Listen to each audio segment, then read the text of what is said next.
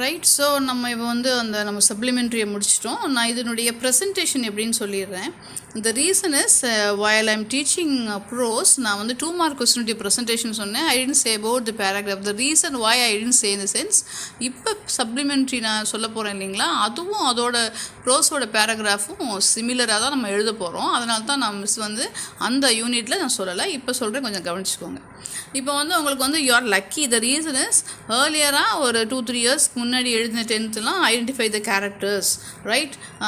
Mind map even இப்பயும் இருக்குது, but அது வந்து கம்பல்சரி கொஸ்டினாக வரும். பட் உங்களுக்கு லக்கிலி இந்த இடம் வந்து ஆப்ஷனல் கொஸ்டின்ஸாக வருது. த ரீசன் இஸ் மைண்ட் மேப் பொறுத்த வரைக்கும் நீங்கள் ஒரு மிஸ்டேக் பண்ணிங்கன்னா 2 மார்க் போயிடும். ஸோ அது மாதிரியான விஷயம்.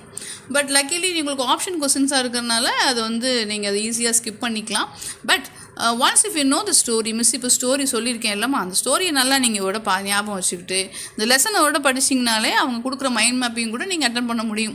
பிகாஸ் அது இன்ஸ்ட் ஆஃப் ரைட்டிங், இந்த சம்மரி ரைட்டிங், அது மாதிரி ஆர்டிகிள்ஸ், அது மாதிரியான கொஸ்டின் அட்டன் பண்ணுறதுக்கு இது அட்டன் பண்ணிங்கன்னா ஈஸியாக டைம் சேவ் ஆகும், மார்க் கிடைக்கும். But make sure that you are read தரோவாக படிச்சிருந்தா மட்டும்தான் இது பாசிபிள்.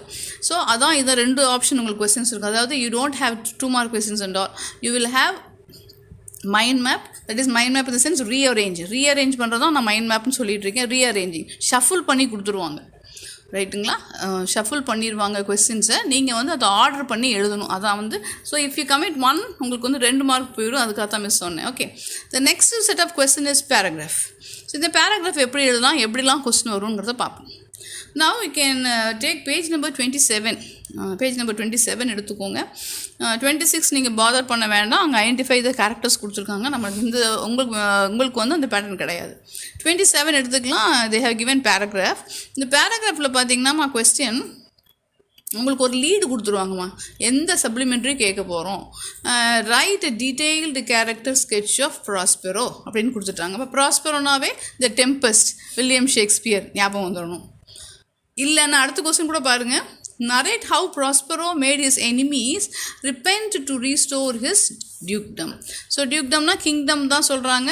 ரீஸ்டோர்னா திரும்ப எப்படி அவருடைய கிங்டத்தை வாங்கினார் அப்படிங்கிற விஷயத்தை தான் இந்த இடத்துல சொல்லியிருக்காங்க. So whatever it may be, ப்ராஸ்பரோன்னு கொடுத்துட்டா மைண்ட் கவலையே படாமல் நீங்கள் வந்து இந்த டெம்பஸ்ட் தான் கேட்டிருக்காங்கன்னு தெரிஞ்சுக்கோங்க. அதர்வைஸ் டெம்பஸ்டே கொஸ்டினாக வந்திருக்கலாம். Okay, write detail about the Tempest அப்படின்னு கூட கேட்டிருக்கலாம். So this is the way of asking question. இது எப்படி ப்ரெசென்ட் பண்ணணும் அப்படிங்கிறத நான் சொல்லிடுறேன். If you have pen or notebook you can take. Okay, நான் நேற்றே உங்களுக்கு வந்து போயம் எப்படி ப்ரெசன்டேஷன் சொல்லியிருக்கேன். அதே மாதிரி நான் இப்போ ப்ரோஸோட ப்ரெசன்டேஷனும் சப்ளிமெண்ட்ரி ப்ரெசன்டேஷனும் சிமிலராக தான் இருக்கும். Can take notebook in hand. இப்போ என்ன கொஸ்டின் நம்பர் இமேஜின் ஒரு 18th கொஸ்டின் வந்து கொடுக்குறாங்கன்னா 18th கொஸ்டின் போடுறீங்க. Write detail character sketch of Prospero அப்படின்னா if you want you can write the question. If at all உனக்கு தெரியும்னா த டெம்பஸ்ட்னு போட்டு வில்லியம் ஷேக்ஸ்பியர்னு போட்டு நீங்கள் ஆரம்பிக்கலாம். இல்லை மேம் எனக்கு டெம்பஸ்ட் ஞாபகமே இல்லை மேம் அப்படின்னு நினச்சிங்கன்னா கேட்டுக்கிற கொஸ்டினை திரும்ப எழுதிக்கோங்க. பிகாஸ் கொஸ்டின் எழுதாமல் ஸ்டார்ட் பண்ணாதீங்க. பிகாஸ் படிக்கிறவங்களுக்கு ஒவ்வொருடையும் போய் என்ன கொஸ்டின் கொடுத்துருக்காங்க 18வது கொஸ்டின் போய் செக் பண்ண மாட்டாங்க, பொறுமை இருக்காது. அதுக்கு பெட்டர் நீங்களே எழுதிட்டிங்கன்னா அவங்களுக்கு புரியும். ஓகேங்களா. நான் இமேஜின் யூ ஹேவ் ஸ்டார்டட். எப்படி எழுதணும் பார்த்தீங்கன்னா ஃபஸ்ட்டு குறிப்பு சட்டகம்னு தமிழ் எழுதுவீங்க, கேள்விப்பட்டிருப்பீங்க குறிப்பு சட்டகம்னு. அது nothing but synopsis, right. So நீங்கள் ஒரு பாக்ஸ் மாதிரி போடுங்க, ரைட். போட்டு synopsis SYNOPSIS synopsis. It is not synonyms, it is synopsis. So synopsis அப்படின்னு போட்டுக்கோங்க. இது நத்திங் பட் குறிப்பு சட்டகம். என்னென்ன இருக்க போகுது, இது என்னென்ன தகவல் இருக்க போகுதுங்கிறத அந்த ஹெட்டிங் கொடுக்க போகிறீங்க. புல்லட்டின் தெரியுமா உங்களுக்கு? எப்படி ஸ்டார் மாதிரி போடுவாங்க, இல்லாட்டி டாட்ஸ் மாதிரி வைப்பாங்க இல்லைங்களா? ஸோ அது மாதிரி போட்டுக்கோங்க. அதில் ஃபஸ்ட்டு டாட் வந்து இன்ட்ரொடக்ஷன் போட்டுக்கோங்க. இன்ட்ரொடக்ஷன்னா ஃபஸ்ட்டு முன்னுரை போடுவீங்களா தமிழில், அதான் இன்ட்ரொடக்ஷன். இப்போ இந்த இன்ட்ரொடக்ஷனில் நீங்கள் என்ன பண்ணிக்கலாம், அபவுட் த ஆத்தர், நம்ம வில்லியம் ஷேக்ஸ்பியர் பற்றி 4 வார்த்தை கொடுத்துட்டு அதுக்கப்புறம் then you can go for writing. So in this Tempest the poet, the author not poet, the author says என்னென்ன சொல்கிறாரு அப்படிங்கிற விஷயத்தை, ஃபர்கிவ்னஸ் மன்னிக்கிறத பற்றி சொல்லியிருக்காரு இல்லையா, we should not take revenge, பழி வாங்கக்கூடாது அப்படிங்கிற விஷயத்த சொல்லியிருக்காரு. ஸோ அது மாதிரி சொல்லிவிட்டு then you can go for வேறு என்ன சைடிங் போட்டுக்கலாம்.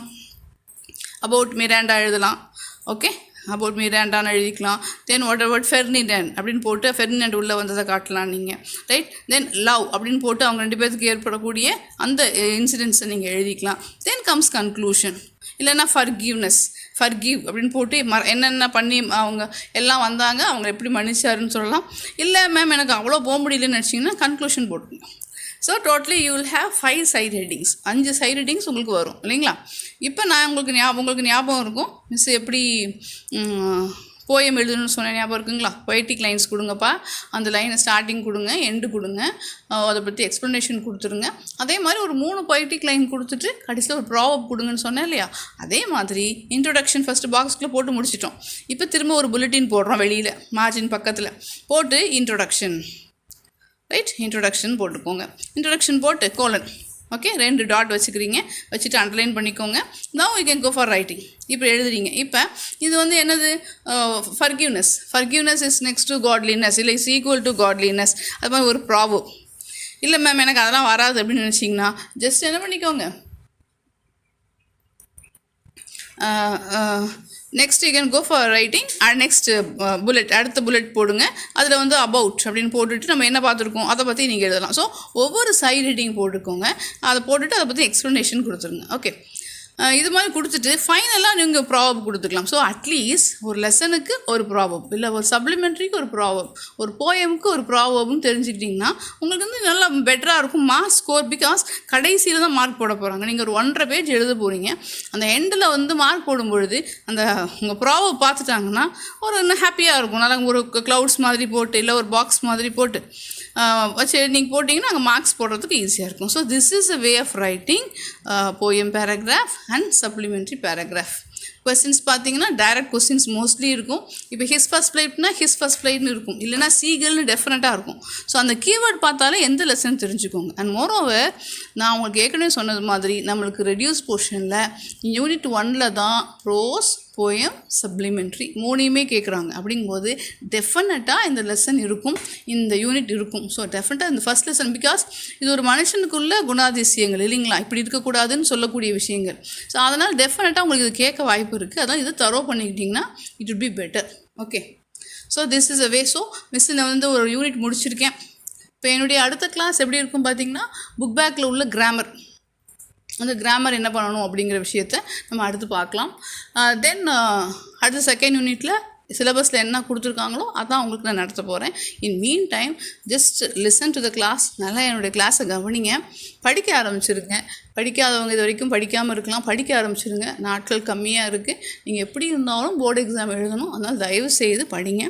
எழுதி பாருங்கம்மா, எல்லாம் எழுதி பார்த்தீங்கன்னா தான் ஹேண்ட் ரைட்டிங் நல்லாயிருக்கும். ஓகே, ப்ரெசன்டேஷன் ரொம்ப முக்கியம். ஸோ அது நீட்டாக இருக்கணும். வேறு ஏதாவது டவுட்ஸ் இருந்ததுன்னா உங்கள் வந்து கமெண்ட் எனக்கு சொல்லுங்கள். உங்களுக்கு இன்னும் புரியலைன்னா கூட நான் இன்னும் டீட்டெயிலாக எடுக்கிறதுக்கு ரெடியாக இருக்கேன். Okay, so stay safe, stay healthy. Okay, read well. God bless you. Thank you.